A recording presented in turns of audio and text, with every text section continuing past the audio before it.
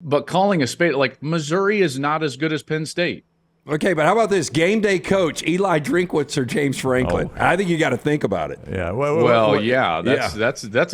That's a totally different question. I mean, what in the hell was he thinking? I mean, I don't know. get it. And Riley, by the way, Lincoln Riley did it later in the game. Oh, the yeah. 9-point, 2-point conversion. Yeah. I'm like,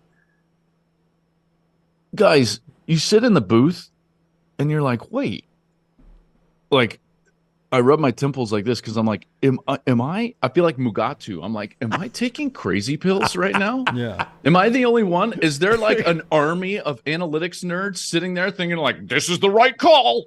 You know, and I'm like, probably should kick the extra point. Probably should punt.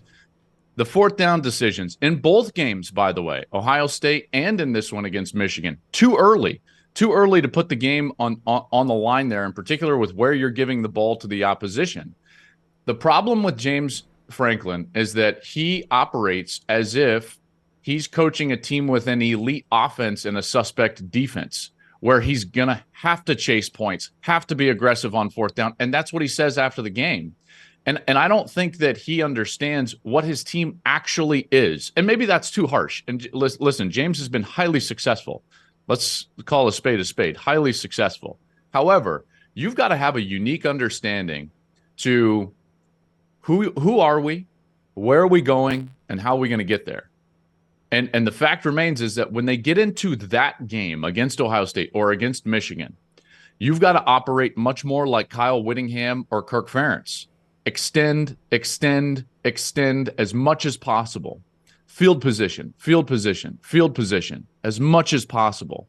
You are a defensive-oriented team, and at no point should you be going for it in your territory in the fourth quarter when it's only a one-possession game.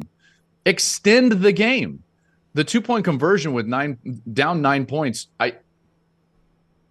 still to this day, people are like, well, they say, then you know what you need. Exactly. Yeah. Which is 2 possessions. That's right. You created another possession necessity on your own team. Yeah, now I know so I great. need 2. You know that you lose. I need 2 Good onside for you. kicks. I can't even get 1. Now I'm going to have to get 2. Yeah, I thought Franklin lost the game twice. You mentioned it in the broadcast. You're like, this is the game. He's putting the game in his offense's hands on a 4th and 6, inside the 35. And then the very next play, Corum breaks it off.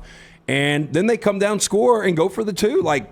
And you completely took your team out of it again. I was baffled by what he was doing out there. Baffled. And this is 2 straight weeks, where I feel like coaches, they're so eager these days. I do think it's the pendulum of the analytics. And I'm not against analytics. There's a place and a time to be more aggressive than what we know historically, coaches have been. I'm fully aware and agree with a lot of it. However, it feels like the pendulum has swung. We talked about it last week. Remember, Jimmy? We talked about, who was it? Kleiman did the same thing. He put the game on one snap with the Kansas State-Texas game when he was the better team. To me, if you're just operating with clear eyes and evaluating the game, you extend the game in those sections. Man, I'm telling you guys, it's a lonely spot to be up there in the booth in your own head, and you're like, what am I missing right now? Yeah. I mean, Dan Lanning did it early in the USC game. Yourself. You're like, wait. It's in the computer? Lanning did it early in the USC game. It didn't bite him, but he went for 2 early, second and third touchdowns and missed both of those. I hate it. I hate early going for 2. Oh, yeah. You're constantly chasing points.